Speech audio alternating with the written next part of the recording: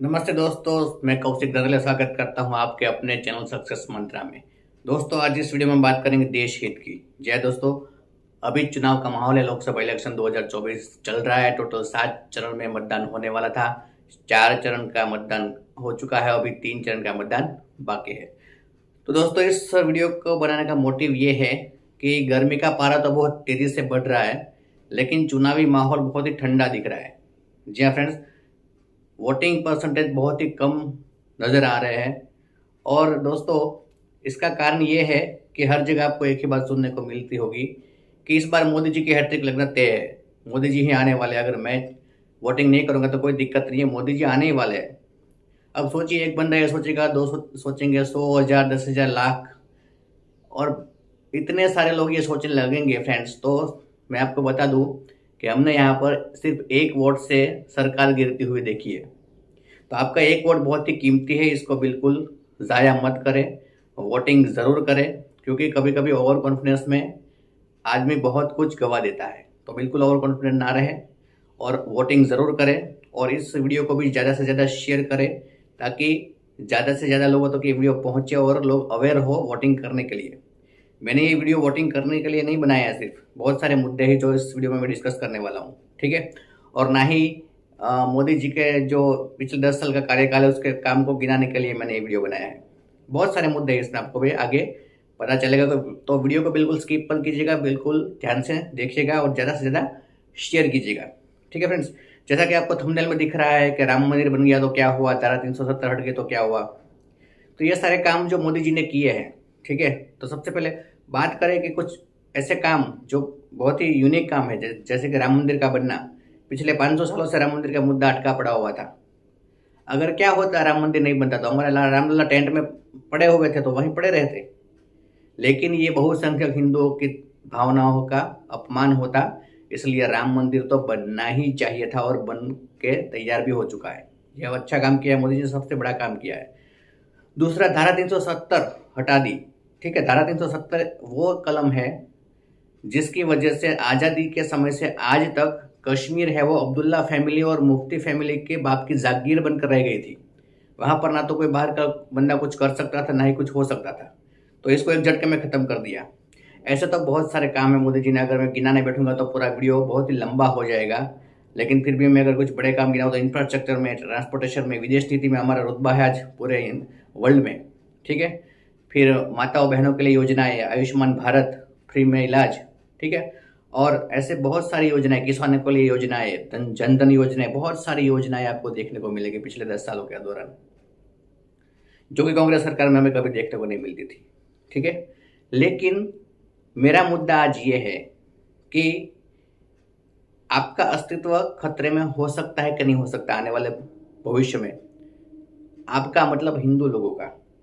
मैं मुसलमानों के खिलाफ बिल्कुल भी नहीं हूँ। मुसलमान भी, आप अगर यूट्यूब पर सर्च करोगे कि मुसलमान in favour of Narendra Modi, तो बहुत सारे मुस्लिम्स आज मोदी जी के फेवर में हैं, क्योंकि वो देश में अमन और शांति चाहते हैं।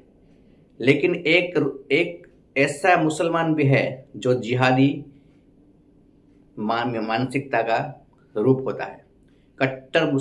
कट्टरपंथी मुस्लिम बोलते हैं, जिसको हम आतंकवादी या तो आतंकवाद का समर्थक बोल सकते हैं, ठीक है फ्रेंड्स। इसके लिए हमको जाना पड़ेगा थोड़ा हिस्ट्री में।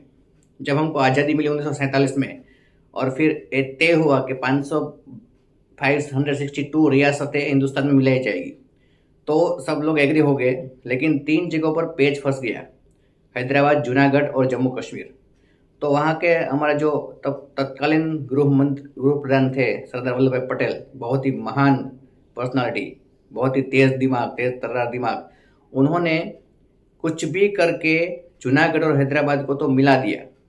लेकिन कश्मीर का जो मुद्दा है वो पंडित जी की गलती की वजह से यूं में चला गया, और 50 साल से हम उसका खामियाजा भुगत रहे हैं। हमारे हजारों सोल्जर शहीद हुए हैं, हजारों मिलिटेंट शहीद हुए हैं, और हमारा देश 50 साल पीछे हो गया है। तो ये तो हो गया, लेकिन इसके पीछे प्रोपेगेंडा क्या है? इसके पीछे प्रोपेगेंडा ये है कि तब से लेके आज तक ये जो आतंकवादी है वो हिंदुस्तान को मुस्लिम राष्ट्र बनाना चाहते हैं, और उसके लिए बाहर से तो आतंकवाद हो ही रहा है, लेकिन हिंदुस्तान के अंदर जो जिहादी ताकतें हैं वो भी देश को अंदर ही अंदर खोखला कर रही है। वो चाहते हैं कि किसी भी तरह हिंदुस्तान है वो मुस्लिम राष्ट्र बन जाए।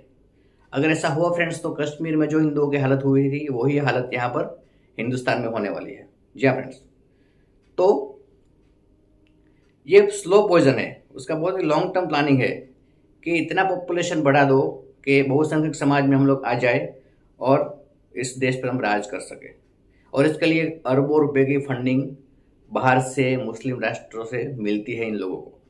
ठीक है, तो सोचिए अगर ऐसा हो गया।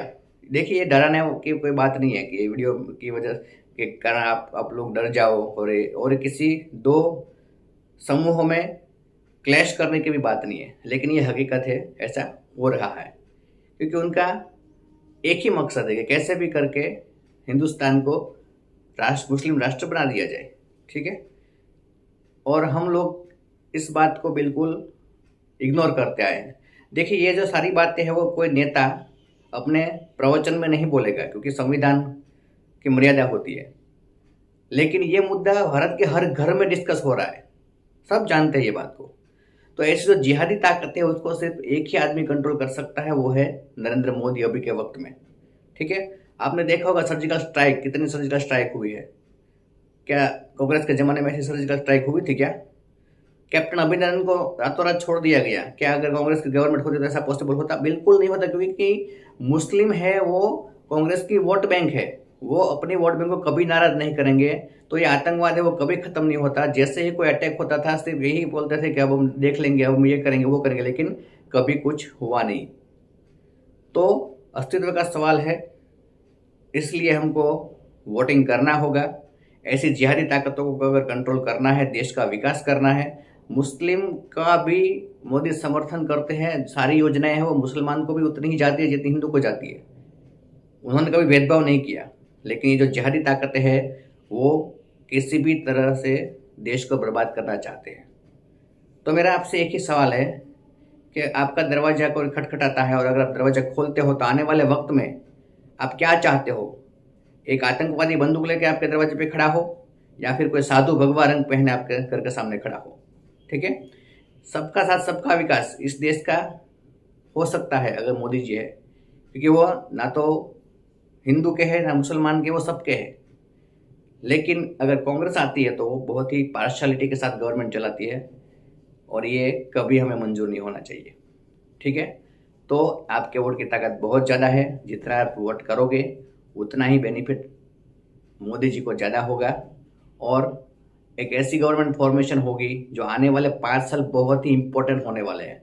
ये तो सिर्फ मैंने एक मुद्दा बताया, बाकी ऐसे बहुत सारे मुद्दे, जैसे यूनिफॉर्म सिविल कोड आ जाएगा, उसमें कुछ ऐसा प्रोविजन होगा कि आप एक से ज़्यादा शादी नहीं कर सकते, या फिर 2 से ज़्यादा बच्चे होंगे तो उसको गवर्नमेंट की फैसिलिटी नहीं मिलेगी, तो ये पॉपुलेशन अपने आप कंट्रोल हो जाएगी। नहीं तो ऐसा हो सकता है फ्रेंड्स कि आने वाले 20 से 25 सालों के बाद आप नहीं रहोगे तो आपकी पीढ़ी को बहुत बड़ी प्रॉब्लम्स का सामना करना पड़ सकता है। तो ये सारी बहुत ही गंभीर चर्चाएं हैं, गंभीर मुद्दे हैं, इस पर गौर कीजिए, वोटिंग ज़रूर कीजिए, और मोदी जी को ज़्यादा से ज़्यादा वोटों से जिता कर ज़्यादा से ज़्यादा एमपीज़ को पार्लियामेंट में भेजकर 400 के पार ले जाकर बीजेपी गवर्नमेंट का फॉर्मेशन कीजिए। जय हिंद, वंदे मातरम।